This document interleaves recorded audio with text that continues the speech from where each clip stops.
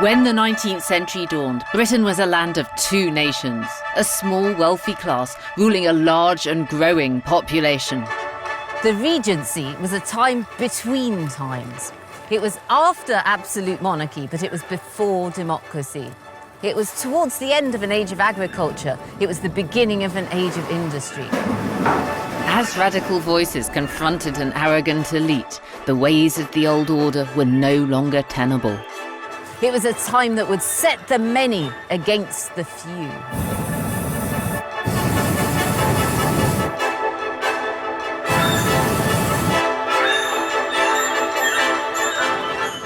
What a wonderful sight for the Regency swells taking part in the new craze for ballooning.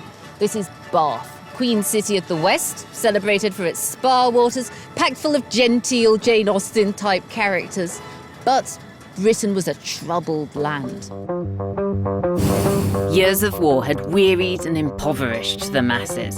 The country hovered on the brink of revolution, as the governing classes chose to use violent repression instead of enlightened reform. Challenging Parliament and the Cabinet were a new generation of thinkers and poets and novelists.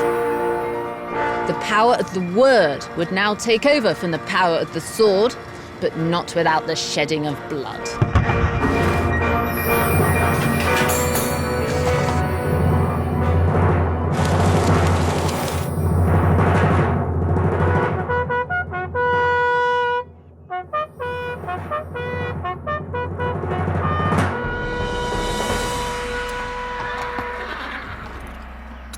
In the Regency, people admired a sense of gusto.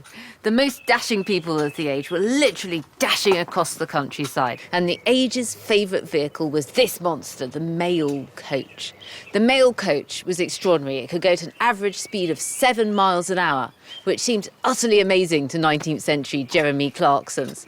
And this meant that instead of taking 2 days to get to Cambridge, you could get there in 7 hours. Edinburgh was only 60 hours away. Britain was shrinking. Hello there. Are you all right, love? Right, stand out, please. Today, I'm really excited to travel on the Swingletree Mail Coach. We're scorching through the Norfolk countryside. Whoa. This is John Parker holding the reins and Rosie as guard. This coach used to earn its keep on the London to Norwich run. Back.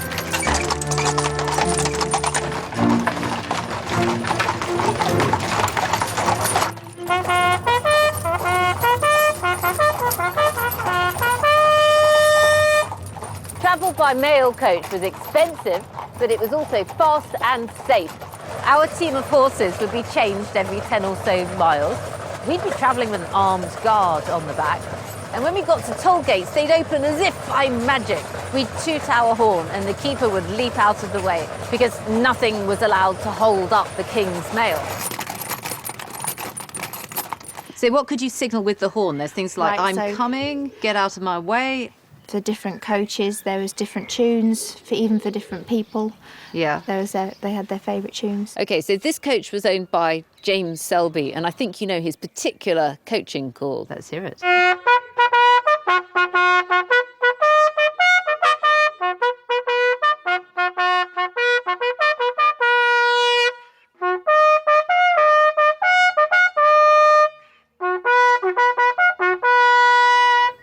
If you could afford it, you rode on it. If you couldn't afford this, you tried to hook a ride on something else. If you couldn't get a ride, you had a choice now. You either owned a horse and rode it, or you walked. There's no other choices. Yeah. You couldn't jump on the back of carriages because they put little spikes there to make sure you didn't do it. It's a king's mail. If you held it up, well, you died. You either shot or hung, one of the two. That's a And bit if you stood draconian. in front and said, stand and deliver, these teams of horses, they're not going to stop. They're going to flatten you.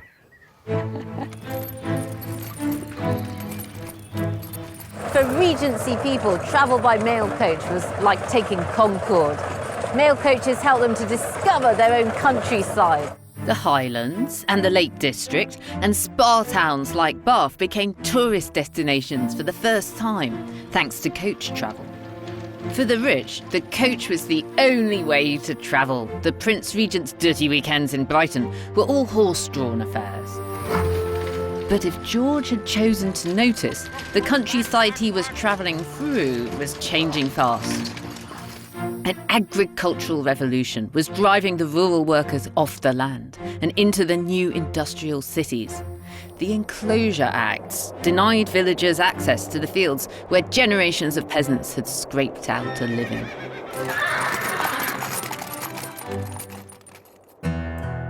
In these troubled times, the labourers of Northamptonshire had a voice through John Clare. He's often called the peasant poet. In Helpston, his cottage, or cot, still survives.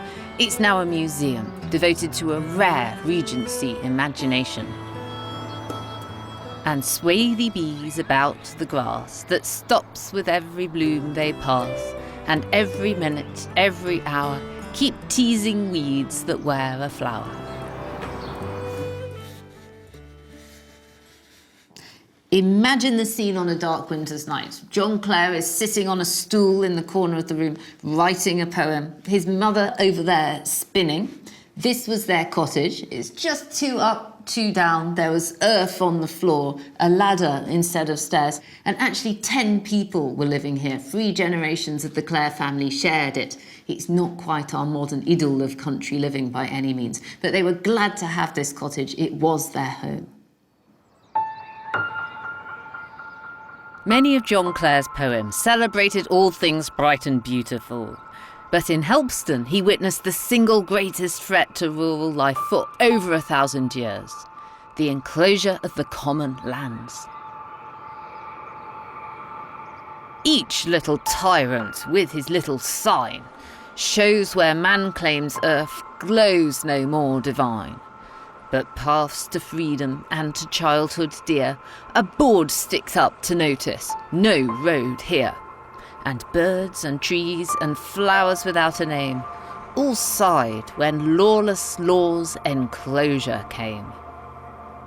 I talked to the curator David Dykes about the changes Clare lived through.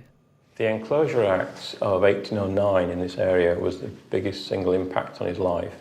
Prior to that, he was able to walk the fields anywhere he wished to go, and he rails against that in the fact he's lost his freedom and also lost a livelihood because he couldn't get to the common land, he couldn't graze the cows. His friends were losing their jobs, and it was seen an acceleration of people leaving the countryside. And one of his benefactors, the Fitzwilliam, were the big landowners here, and indeed they supported Clare during his poetry and also were getting land off him at the same time during the enclosure process. Clare, through his education, became a curiosity in his native village.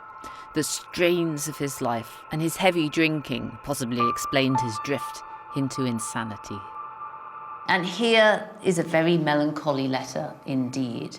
Somebody wrote to him at the asylum saying, "Why no more poems?" And this answer is heartbreaking. He writes, "Dear sir, I am in a madhouse. I quite forget your name." He says, "You must excuse me, for I have nothing to communicate. I have nothing to say." It's a very sad end for a poet, isn't it?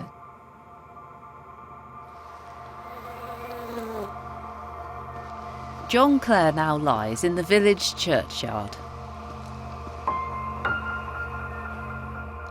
He had asked to be buried round the other side of the church, where there was the most sun in the morning and the evening. This is a man who knew about the weather, don't forget. But in the event, they put him here, near to his parents.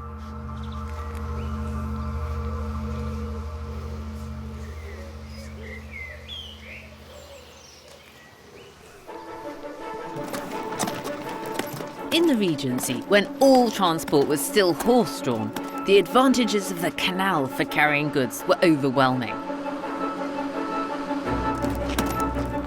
A single horse could pull 50 times more weight on the water than it could on a road. Canals carried coal and iron and grain to the new cities, and then they transported manufactured goods from the factories to the ports. Canals reached their peak with the building of the brilliant Kennet and Avon Canal. This waterway was the supreme civil engineering achievement of the 1810s. The Regency is often described in terms of fashion and most of all architecture, but the decade should really be remembered as the point when Britain entered the modern machine age.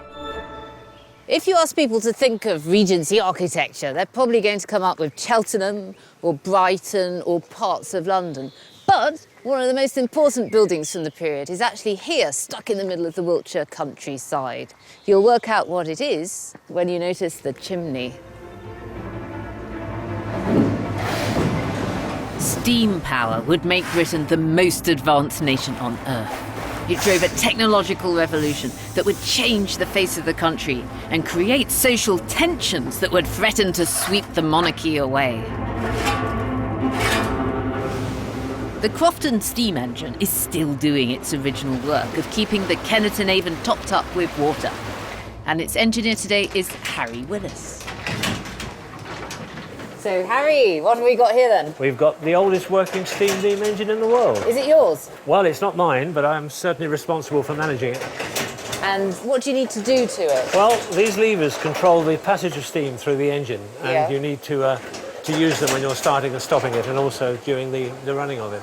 So this is the nerve centre. This is where the person in control stands. We call this the driving platform. Can I drive?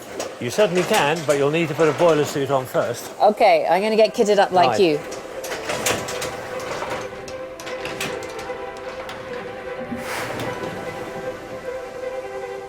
Here I am, ready to drive. Right. What needs doing? Shall we slow it down, speed it up? You can close that a little bit, move it to the left a little bit. So I'm reducing the steam, that's right. It's hard to imagine how impressive this must have been to someone who hadn't seen machinery before. Exactly, and the impact on the local inhabitants as well, who will have only seen horse-drawn transport, and this thing came here and began to belch smoke and make noises. You can hear it from some distance away, can't you? Going throb, throb, you throb. Certainly can. In fact, a harp is quite a good analogy, isn't it? That's because right. It was keeping the blood of Britain, the canal, flowing. Exactly. Just give it a bit more to the right. A bit more steam to the right. Yep. Or else it'll stop. Come on, give it some welly. That's it. It's okay. That's it. And there is a tremendous amount of power here. Yeah. That's in your hands. Ooh.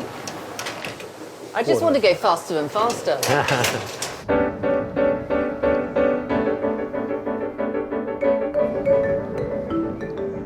The Crofton beam engine lifts 11 tons of water up to the canal every minute.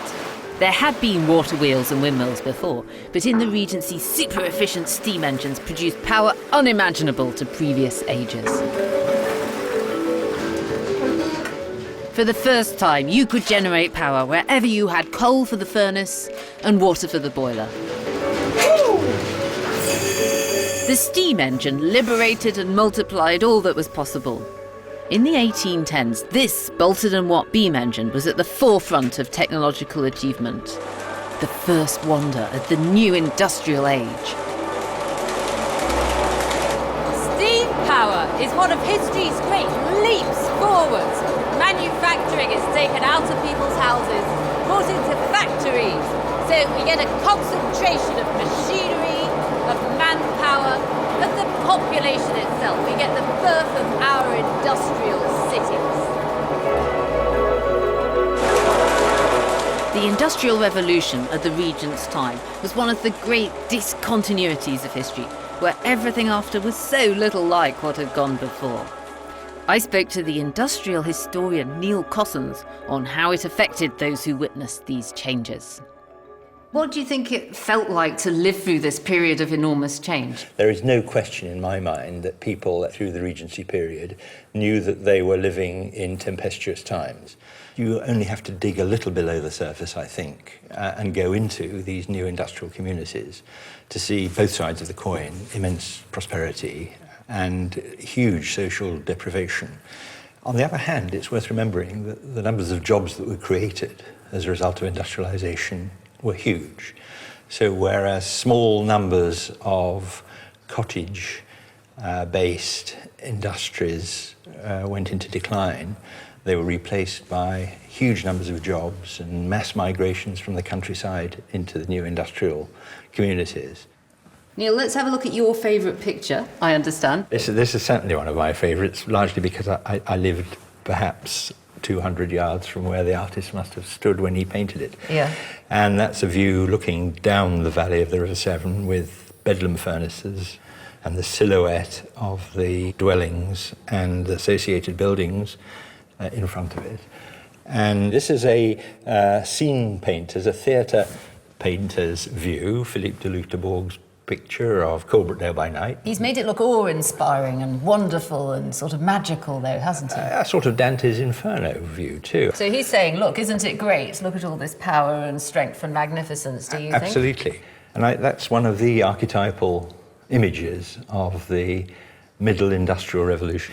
But there is, I think, also a statement of an entirely new world. Mm-hmm. And Turner similarly, and his view of Leeds. Yeah. Now that painting shows an urban scene which would have been impossible 20 years earlier, because you see large factories and chimneys, which would be the chimneys of the steam engines that powered the machines in those factories. And that would have been an entirely new vision, and uniquely English, or shall we say British, at that period. I like the way you've got the contrast of the dark satanic mills in the background, and then you've got almost a rural scene here. You've got people going about their business, building a wall, going on a journey on donkeys. But they're doing something to do with the textile industry, aren't they? Are they drying, bleaching, colouring cloths? They might be doing any of those things. Okay. But the interesting aspect of that is that you have in parallel the pre-industrial world still going and the on. new industrial world. And that's so a there were paradox. rural scenes and rural communities that were hardly touched by the impact of industrialization. And one of the things that we need to remember is that we've been taught more about the evils of industrialization than the good bits of it for generations. And what the Industrial Revolution has hidden, in a sense, partly because it was so all-embracing, is the appalling working and living conditions of the pre-industrial rural poor. And the squalor and extraordinary deprivation and grindingness of the poverty of the rural labourer was at least as bad, and possibly much worse, than the mill worker of a generation or two generations later. Textile mills gave many jobs to the men, women and children driven off the countryside in ever greater numbers during the decade. But mechanisation came at a high human cost, when each fresh invention or new machine could wipe out a family's livelihood at a stroke. In the Prince Regent's lifetime, spinning was revolutionised. It went from being a case of one person operating one spinning wheel and producing just one spindle of thread to machines like this. This one's got 714 spindles, still operated by just one worker, but it means that 713 spinners have lost their jobs. Many people reacted with fear and then with anger. In the 1810s, gangs started to roam about the Midlands and the North, smashing up the new machines, much to the fury of the Tory government. These men were called frame breakers, or more commonly, Luddites. Although Luddism was a grassroots movement, it had an aristocratic supporter in the person of Lord Byron. In 1812, Lord Byron got really upset by the plight of the Nottinghamshire weavers. Some of them were Luddites. And they fell foul of this new bill that was being introduced by the Tories called the Frame Breaking Bill. Anybody caught breaking or damaging machinery would now face the death penalty. Byron thought this was outrageously repressive, and he travelled south to London by coach to plead the cause of the weavers in his maiden speech in the House of Lords. Byron arrived and launched into this passionate speech defending the Luddites, perhaps even went a bit over the top. and he was arguing against the death penalty for breaking machines. He said, yes, the Luddites had committed outrages, but that this had arisen from circumstances of the most unparalleled distress. He was shaking and trembling with emotion. He said that the Luddites had not been ashamed to beg, but there had been no one to relieve them. He said that their excesses, however to be deplored and condemned, could hardly be subject to surprise. Now, did Byron get what he wanted? No, he didn't. This pouting and posturing had slightly annoyed the other lords. And as soon as Byron sat down, they passed their bill anyway. But Byron was suddenly to become a literary superstar when his narrative poem called Childe Harold's Pilgrimage was published the following month. The first edition sold out in 3 days, and London was intoxicated. There was traffic chaos because of all the carriages queuing up to drop off dinner invitations at his rooms in St. James's. It was a real overnight success. In Byron's own words, I awoke one morning and found myself famous. Childe Harold's Pilgrimage gave a warlocked nation a tantalising glimpse of Mediterranean Europe. It also marked an early stage in Byron's management of his own mysterious, exotic, rakish image.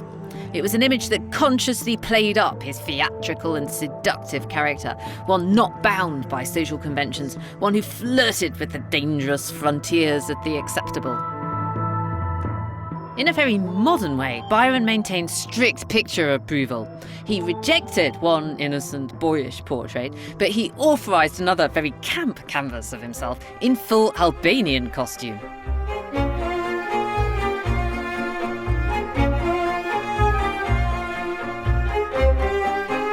But Byron's image didn't always match up with Byron in the flesh. I went to the London wine merchants, Berry Brothers, to see some documentary evidence that Lord Byron was not always the snake-hipped seducer of legend. Now, in here, I think we've got Lord Byron. There he is. He was first weighed in 1806. He was 18 years old, and he was only 5 foot 8 inches tall. He comes in at a pretty hefty 13 stone 12. That was wearing his boots, but not his hat. Now, that's borderline obese for a teenager. He wasn't always the irresistible Adonis of legend. And we know he took a lot of trouble to try to reduce his weight. We hear about him playing cricket, wearing 7 waistcoats and a greatcoat in an attempt to sweat it off. And sometimes at dinner, he would refuse all food except for soda water and biscuits. This worked. 5 years later, by 1811, he's lost 4 stones. He's gone right down to 9 stone 11. Pretty svelte.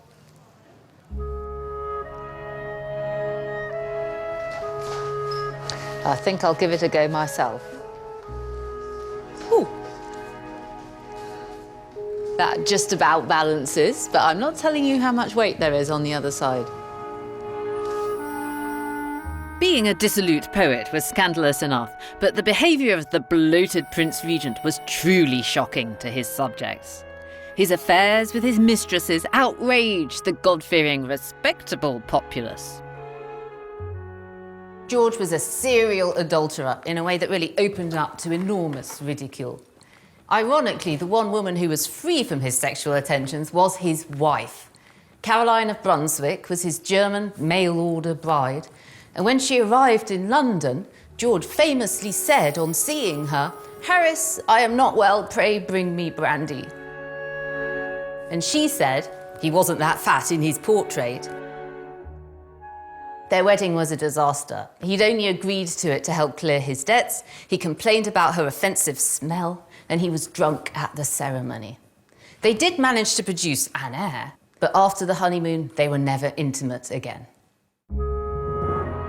George was largely indifferent to his only child and heir, Charlotte, and chose not to see her very often, much preferring the company of one of his many mistresses.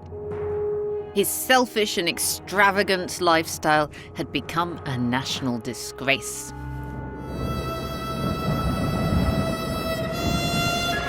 Maybe George's debauched behaviour annoyed the gods, provoking them to send destruction.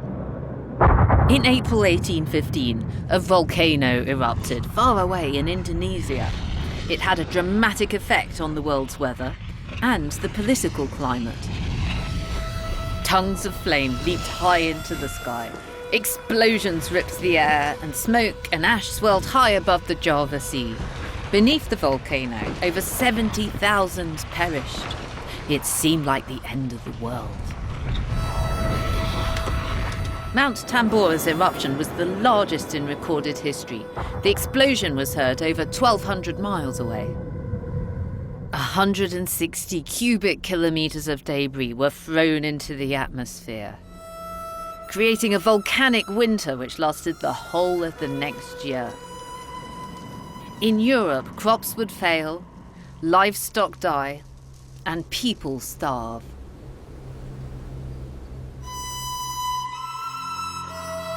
But the fires and shadows of Tambora had the most surprising effect on the imagination of one young woman. One of the greatest literary creations of the Regency period was Frankenstein by Mary Godwin. She was first the mistress and later the wife of the notorious Percy Bysshe Shelley. The original manuscript is here at the Bodleian. Normally only scholars get to see it. This priceless manuscript is kept safe in Oxford, high up in the tower at the Bodleian Library. There I'm going to meet the writer Daisy Hay, an expert on Mary Shelley. And she can tell me about Mary's Curious Swiss Holiday, a holiday that gave form to one of fiction's enduring creations. Daisy, hello. Hello, hi. Thanks for having me. Pleasure. What have we got? What have we got? What have we got? We've got the manuscript of Frankenstein and some pictures of Mary and Byron and Shelley. Okay. So tell me about this holiday on the banks of Lake Geneva. Well, what happens is that in the spring of 1816, Byron leaves England for good and heads down the Rhine Valley to Geneva. London has become too hot to hold him. And he is joined there, kind of by accident, by Shelley and by Shelley's mistress, Mary Godwin, and by Mary's stepsister, Claire Clairmont. This is a really complicated situation. So we've got the two romantic poets and we've got the two sisters, and the second sister is kind of stalking Byron. The second sister has decided, by this point, Claire, that she wants a radical poet of her own. And she writes to Byron and offers herself to him, an offer which he accepts. And this results in a very brief affair just before Byron leaves London. And thereafter, Claire persuades Shelley and Mary that they should follow Byron to Geneva. So they all meet on the shores of Lake Geneva in the summer of 1816, having arrived by different ways. And Byron takes a large villa, a grand house on the shores of Lake Geneva called the Villa Diodati. And it rains a lot. The weather is an important part of the story, isn't it? Yes, the weather turns. Initially it's very beautiful, but then it turns and thunder echoes around the lake. There are huge lightning storms. And the group retreat inside to tell ghost stories and to read Coleridge. The weather's bad all over the world, isn't it? Because of the volcano exploding. Yes, so right across the northern hemisphere, really, crops fail and the sun sort of disappears, and there's terrible distress in which they will come back to in England in 1816. So what they are experiencing is part of a much wider phenomenon. So they're all cooped up together, they're telling ghost stories, and Mary's turns out to be the best of the lot, doesn't it? It does, but initially it doesn't happen easily for her. Everybody else gets on with their ghost stories quite quickly, and she can't think of one until one night she has a nightmare. She calls it a waking dream, and this vision of the moment in which her monster of Frankenstein is created comes to her, and then she's able to say, I have thought of a story the following morning.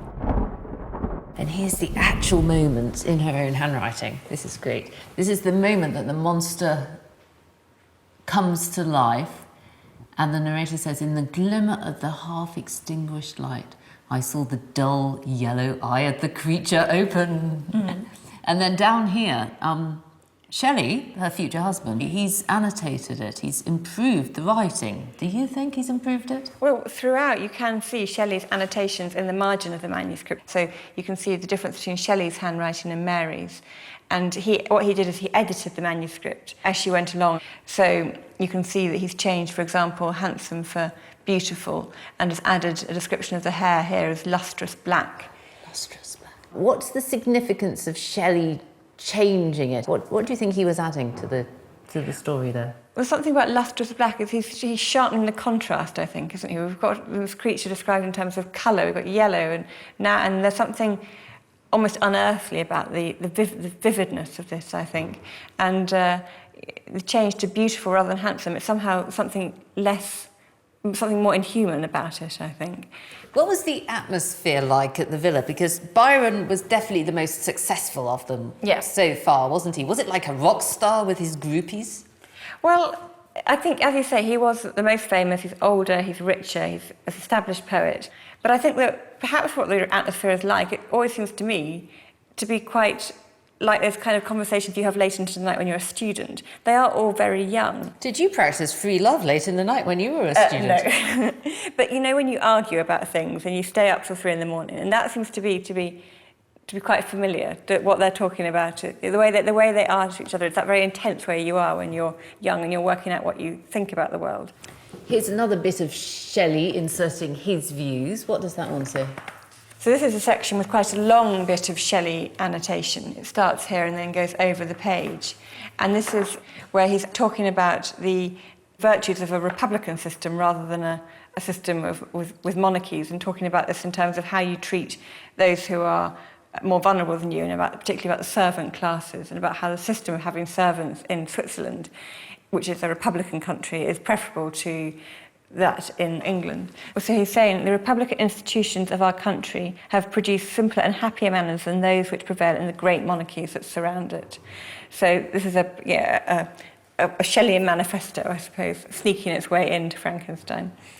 And Shelley isn't alone, is he, in this decade, the 1810s? There's a lot of people, respectable people, talking up against absolute monarchy. There really is. And for people like Shelley and those around him, the way in which power is concentrated in the hands of a tiny minority just seems to become untenable. So Shelley writes a proposal for putting reform to the vote. He wants there to be a referendum on universal manhood suffrage. And so there's a feeling that the way in which British society is structured cannot go on. In 1816, Britain's small ruling elite were facing their own nightmare. A population suffering unemployment and starvation demanded reform. The pressure from the new urban masses was every bit as terrifying to the government as Frankenstein's monster. The vote in Regency England was limited to a ridiculously small number. Lots of MPs were returned by so-called pocket or rotten boroughs. Dunwich had all but disappeared into the North Sea, and the medieval settlement of Old Sarum had only 15 voters, yet both returned 2 MPs, while the bustling cities of Birmingham and Liverpool and Manchester had no MPs at all. The clamour for fairer parliamentary representation was becoming louder and more insistent. The Prime Minister, Lord Liverpool, and his cabinet seemed deaf to the demands of the growing urban population. In 1816, the tension between the two boiled over when a gathering of leading radicals addressed a mass meeting at Spa Fields in North London. Here are the 2 perpetrators, or ringleaders. One of them is Henry Hunt, Henry Orator Hunt, as he's called. He's quite a classy individual. He's 43 years old. He's a prosperous farmer. And what he wants is universal suffrage. He wants an annual election to Parliament. He wants quite a gentle version of reform, I suppose. The great advantage he has as a radical leader is his voice. He has a great pair of lungs. He can address an enormous crowd. And in 1816, he'd been all over Britain addressing these huge gatherings of reformers. He'd spoken to 80,000 people in Birmingham. In Blackburn, 40,000 had turned up to hear him. In Nottingham, it was 20,000. In Stockport, it was 20,000 again. And in Macclesfield, 10,000 people. So he was a very, very popular speaker. The other ringleader was Arthur Thistlewood. He's a very different cup of tea. He's a little bit older, he's 46. He's not a farmer, he's the illegitimate son of one, though. And this should set off alarm bells with the authorities. He's spent time in revolutionary France. Maybe he's taken in some Jacobin ideas. In fact, he has. He's from a group called the Spencean Philanthropists, and what he wants is violent revolution, followed by the total redistribution of property. So in November 1816, a great crowd gathers at Sparfields and they demand reform. They draw up a list of things they want. They want universal suffrage, they want annual elections. This is sent to the Prince Regent, but there is no reply. He completely ignores them. So a month later, in December, the crowd gathers again at Sparfields, and this time there's fighting. It's a riot. Arthur Thistlewood is arrested, but he escapes imprisonment. He gets off on a technicality. After Sparfields, the roads of these two men diverge. One peaceful, the other increasingly violent. Thistlewood was now even more determined to incite the London mob into bloody revolution. The regent, who'd loftily ignored the petitions of his people, was now to feel their wrath at first hand. By 1817, those voices of discontent were growing louder. In January of that year, the Prince Regent was in his coach on the way home from Parliament, where he'd been making an address, when he got surrounded by an angry mob. They were shouting, seize him, and throw things, and they called him names which were too rude to be printed in the Times. Suddenly there was a loud crack. The glass of the window got broken. George thought that this was an assassination attempt. He offered a £1,000 reward for the catching of the criminal. But then people started asking questions. Nobody had actually seen a gun, and nobody had smelt any smoke. Maybe it was all in his imagination. And this turned out to be the case. The thing that broke the window wasn't a bullet at all. It was just an ordinary little pebble. The regent at 55 was underemployed, overdrawn and overweight. He was a laughingstock. In a society jaded by George's excesses, his subjects wished to see in his daughter Charlotte a purer image of royalty. A princess untainted by the gluttony and sexual incontinence of the regent. Aged 20 with great celebration, she married a German prince, Leopold of Saxe-Coburg, and settled here at Claremont House in Surrey. As a child, Princess Charlotte was neglected by her father. But here she found contentment and happiness. And in 1817, Britain was delighted with the news that she got pregnant. Perhaps an heir would provide a brighter future for the Hanoverian dynasty, which her father brought into such disrepute. But it wasn't going to end happily. After a 48-hour labour up there, poor Charlotte's son was born dead, and she died a few hours later. In this one dreadful night, the whole royal line of the Prince Regent ended.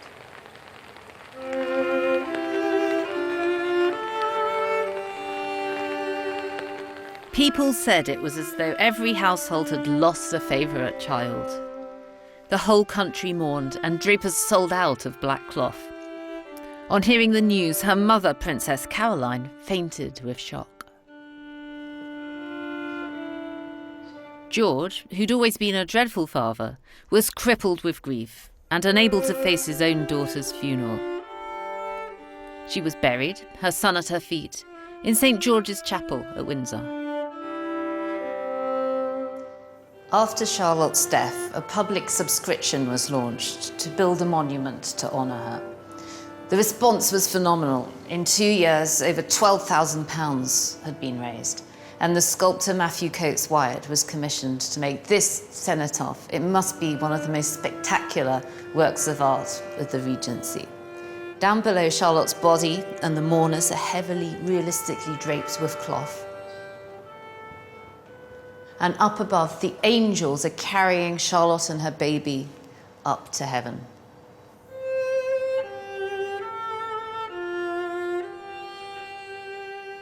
There's no sense of British reserve or stiff upper lip here, and rightly so, because the monument was paid for by thousands of ordinary people who wanted a record of their grief. To them, Charlotte had been the future of the monarchy, the future of Britain, and here she is, tragically young, being carried away by angels.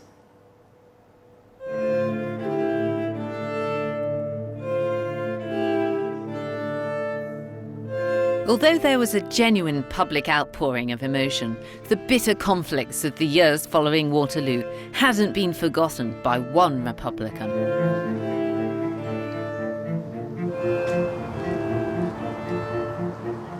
On a November day here in Marlow, Shelley heard about the death at Claremont. It inspired him to write a political pamphlet. He called it An Address to the Nation on the Death of Princess Charlotte. But this wasn't to be a simple eulogy. The pamphlet also mourned the death of 3 men who were executed on the day following Princess Charlotte's death. These 3 were workers from Derbyshire. They'd been involved in a protest march calling for reform, but they'd been set up to it by a government spy. Shelley was one of the few radicals to risk open publication of his views. "Liberty is dead," he wrote. "Fetters heavier than iron weigh upon us, because they bind our souls." The government seemed to have no answer to the pressure for democratic change that was coming from below. The morning of the 19th of August 1819 was hot and cloudless. On that morning, a cloth worker called John Lees left his home in Oldham. He wanted to go into Manchester to attend a big rally for parliamentary reform that was being held in St. Peter's Fields. He and 60,000 other people wanted to hear the famous orator Henry Hunt. Orator Hunt, the champion of Spa Fields, was perhaps the best man in Britain to inspire and lead large crowds in the call for greater freedom. At 1:30, Henry Orator Hunt arrived at this spot and he climbed up onto a cart to address the crowd. So he would have seen 60,000 people watching him, all crammed into this area that's about the size of 2 football pitches. But it was quiet. These people were unarmed, they were sober, they were behaving very well, and they'd come dressed in their Sunday best. So Orator Hunt is all ready to go with his speech. But the local magistrates are watching from a house just over there, and they just can't believe that his speech is going to go off peacefully. And they panic. They send in the special constables and the local militia called the Yeomanry to arrest Orator Hunt. The crowd try to protect him by linking their arms, but the Yeomanry, they're only volunteers. They start waving their sabres around. They're clearly out of their depth. So the proper soldiers are called in. 2 bands of hussars are summoned, and they're ordered to clear the square.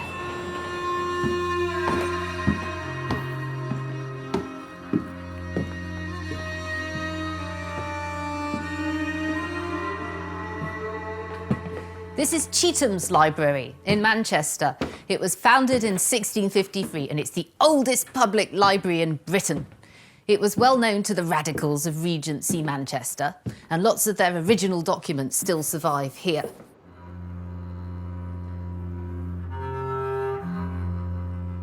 I've come to look at the contemporary evidence with the historian Robert Poole to find out how a peaceful protest turned into a bloody massacre. So what kind of a man was he, Henry Hunt? He was called Orator Hunt as well, wasn't he? Because he had enormous lungs. Yes, Hunt was also a powerful personality. He said, "I'm a gentleman farmer with a small fortune and a friend of the people." And he contrasted himself to the wealthy parasites who ran government and finance at the time, the equivalent of the fat-cap bankers of our own age. Yeah. He saw himself as one of the wealth producers, but also as a kind of aristocratic leader of the people. But he'd become outraged about the way that the people were treated and had fallen in with the radical Whigs. So he wasn't of the people, he wasn't a weaver, but he'd set himself up as their leader. And on one level, he's giving them good advice here, isn't he? He's saying, behave well, don't get drunk, behave in an orderly fashion, and we'll be fine. But at the same time, he's kind of hinting that there could be trouble. He's talking about our enemies, and there might be bloodshed, and he calls the authorities malignant and contemptible. Yes, and accuses the authorities of seeking to excite a riot in order to have a pretense for spilling blood. Hunt was extremely good at almost riding 2 horses at once. He needed to rouse the people and demonstrate the tremendous force of popular resentment, but at the same time demonstrate that only he could control crowds. What did he want exactly in calling all of his associates to this meeting? What did they hope to achieve together? They wanted a radical reform of Parliament, that is universal suffrage, by which they meant manhood, suffrage, annual parliaments so that MPs regularly had to account for themselves, and a secret ballot to make sure that people couldn't be influenced by their landlords or employers. And part of the problem was that Manchester, this great industrial city, it wasn't really represented, was it? Because the old distribution of MPs didn't take it into account. No, Manchester was a modern industrial city in many ways, but it was just had parish pump politics. It was governed by its parish vestry and its court leet and a lot of constables and dog whippers and so forth. It wasn't a modern town at all. This is a plan of the setup at St. Peter's Field. Yes, on the print you can see the density of people in the middle, all the flags, the banners and so on, around the hustings, but also towards the edges, quite a large number of spectators. It was not just a rally of reformers. It was a bit of a day out, and there were a lot of people there watching as well, which makes what happened next all the more shocking. And they sent in the deputy constable to arrest Henry Hunt simply because they feared that anybody making a rousing speech to a large crowd of ordinary people gathered without a legitimate authority to keep them in order, that was like applying a match to a dry field. They just felt that there had to be some kind of explosion. So the yeomanry panicked. They came in, they started slashing people, and it was said that they were drunk. Is that true? Well, if they hadn't been drinking at lunchtime, it would have been very out of character for the Manchester yeomanry. A lot of them were publicans and small tradesmen, and that's what people did at lunchtime. There were well-attested reports of that, and of the fact that they had their swords sharpened in the weeks before as well. And when they got stuck, they were untrained. They were volunteers. They'd only been formed a couple of years before, and they started slashing around them with sabres, which caused a tremendous crush and a panic and sparked off what became known as the Peterloo Massacre. This book here is a list of many of the people who did get hurt. And here we've got Judith Kilner, a pregnant woman, was much bruised. And here we've got a lady thrown into a cellar with a woman who was killed, was pregnant at the time. Here we've got somebody cut under the ear by a sabre. We've got people being sabred and crushed, being hit on the head with truncheons, being crushed by the horses. Ooh, it's just horrible. How many people actually got killed? There were 15 killed on the day, but there were over 650 injured in only 20 minutes, which is why it deserves the title, I think, of a massacre. And over 200 of those were sabre wounds. Many of those were women, and some of them were children. And there's some research been done on the injuries to women at Peterloo, and it's fairly reliably reckoned that they were more likely to be sabred than the men. The yeomanry went for the women because they were the people that the authorities hated and resented most. That's because it was felt it was improper for women to be taking part in politics. Yes, female reformers dressed in virginal white in that patriotic way simply seemed to the authorities like Marianne, the symbol of the French Revolution. It was claimed they were deaf to every feminine virtue, and you can see this in this satirical picture from a loyalist newspaper here. You've got an imaginary scene at one of the meetings of female reformers in Manchester. Meetings of this kind did happen, but you can see here these female reformers have no idea how to conduct a meeting. One of them is standing on the table. Many of them are drinking gin. None of them are listening. There's one of them here that's snogging. They're all chattering. They don't know anything about politics. And it's reminiscent of these sort of 17th century pictures of the fox addressing the silly geese who think they know about politics but really don't. And just like a proper battle, there were all sorts of souvenirs and medals made, weren't there? Planned with satirical intent. And there's an example here which is modelled on the famous Josiah Wedgwood anti-slavery medal, the black slave kneeling, and the slogan, "Am I not a man and brother?" Well, here the kneeling figure is a ragged weaver, and he's saying, "Am I not a man and brother?" And he's speaking to a member of the yeomanry who has a bloodied axe raised, and the reply is, "No, you're a poor weaver." Off with your head. And it's surrounded by skulls and crossbones too. It's a very... It's bitter, isn't it? It's making the point that Britain has abolished slavery abroad. But they're still doing it at home. Yes. Yeah. How quickly was that connection made? Waterloo, this became known as Peterloo in sort of parody. Very quickly. Well, in a way, it was the authorities who made the connection first, because one of the volunteer special constables said to some of the crowd, "This is Waterloo for you," meaning, you know, like Napoleon, you reformers have now met your Waterloo. The constables and the yeomanry were very proud of what they were doing in averting revolution as they saw it. And within a week, the local radical newspaper, the Manchester Observer, had announced that it was going to publish all the evidence under the title of Peterloo Massacre, with ironic reference to Waterloo. This was the time when the troops who were supposed to be guarding the people had in fact turned on them, and there were far more Waterloo veterans amongst the crowd than there were amongst the troops, and none at all amongst the volunteer yeomanry. Peterloo frightened the government to the core.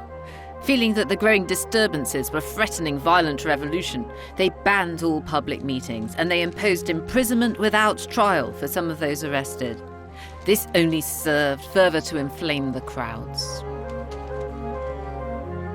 With the death of George III in 1820 and the accession of the detested Prince Regent to the throne, the other radical from Sparfields, Arthur Thistlewood, decided to act.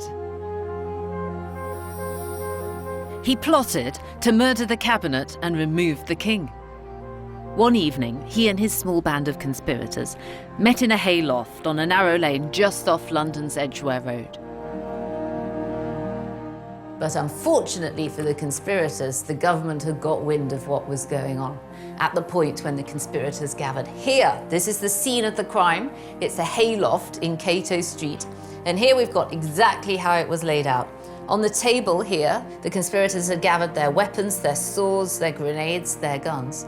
But this is the ladder up which the police officers came barging in. There was a big fight, a confrontation, and Arthur Thistlewood himself ran through one of the police officers with a sword. And this is the spot here where the body fell.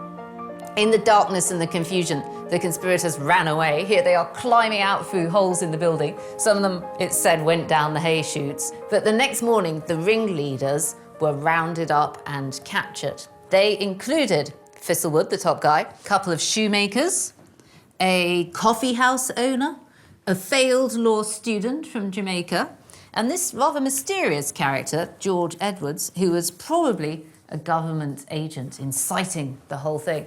Now, this caused real problems when it came to the trial. Would the case collapse because of the presence of the government agent? Well, no, it didn't, because this conspirator, John Monument, he turned evidence against his colleagues. So they were all condemned. John Monument was let off for being a snitch. George Edwards was let off for being a government agent. But the rest of them were all executed. Just at the point that the Prince Regent was about to become King George IV, it looked like Britain was just on the brink of revolution. George continued his life of idleness and excess. Yet he and his government would next face an opponent far more destructive than either Hunt or Thistlewood. The opposition would come now in the form of his estranged and reviled wife, the now Queen Caroline. In the country, Caroline was seen as the wronged and abused wife. All the more so when George tried, unsuccessfully, to divorce her by Act of Parliament. His pretext was her rumoured scandalous behaviour. Caroline had got a bit too close to her Italian servant, Bartolomeo Pergami. They'd been seen kissing. They'd even been seen undressed together, and there was talk about an illegitimate child. The bill got through the House of Lords, but Caroline was so amazingly popular in the country, it seemed really unlikely it would get through the House of Commons. So George had to give up. He couldn't stop her from becoming queen. All he could hope was that she wouldn't show up at his coronation. Despite the distraction of a wild and unwanted queen, George started to plan the most extravagant, the most expensive coronation of all time. At Kensington Palace, where I work as a curator, we look after the enormous coronation robe that George chose for the moment he truly became king. On three, okay? 1, 2, 3. He may have been king of a divided nation, but George always knew how to put on a good show. Okay. So you lift first, off the table, and then 1, 2, 3, up. Slowly, slowly. Well done, it's going through. Okay, let's go. Nearly there. Here it is. Come on, let's open it up. Okay. Because of its fragile condition, this robe rarely sees the light of day, and this is my first full chance to see it unwrapped. Okay, 1, 2, 3.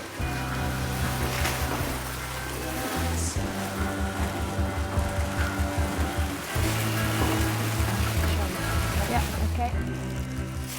So this is George IV's coronation robe from his coronation in 1821. The whole event got delayed a year because they needed the extra planning time to make it into this huge extravaganza. Look how richly it's embroidered with all this gold and all these sequins.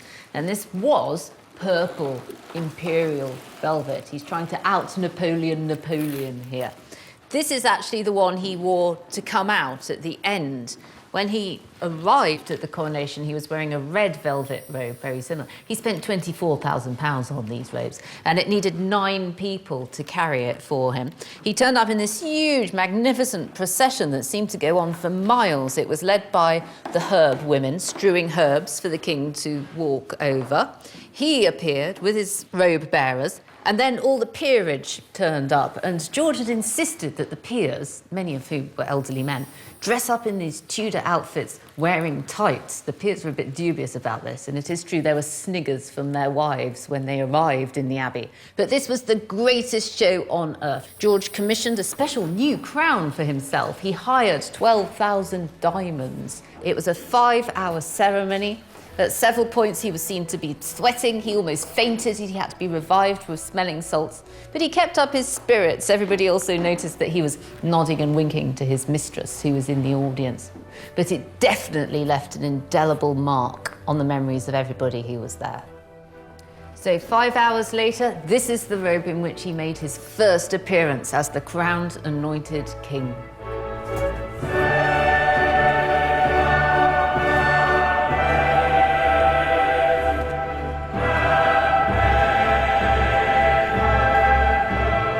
But however meticulously George had planned his own anointing as king, there was still one unresolved problem: Caroline. And she wasn't a woman to take no for an answer.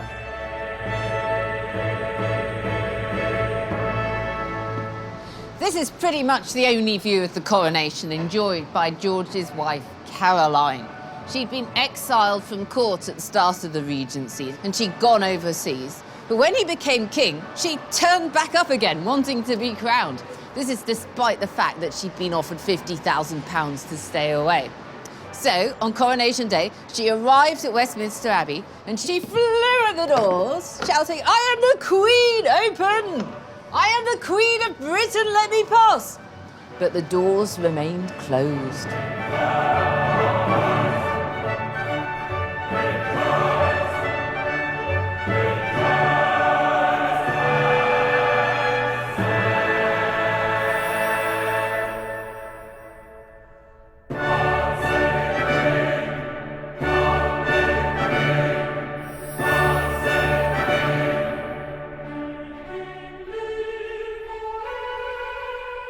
The coronation was the Prince Regent's final bow. Now the Regency was officially over.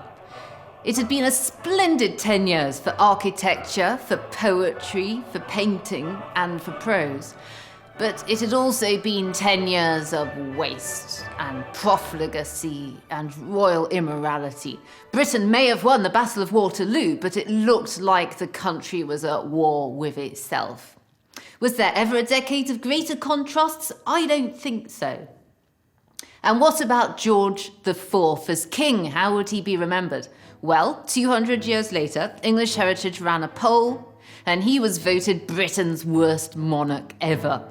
So the Regency for me is 2 things: untold elegance combined with squalid decadence.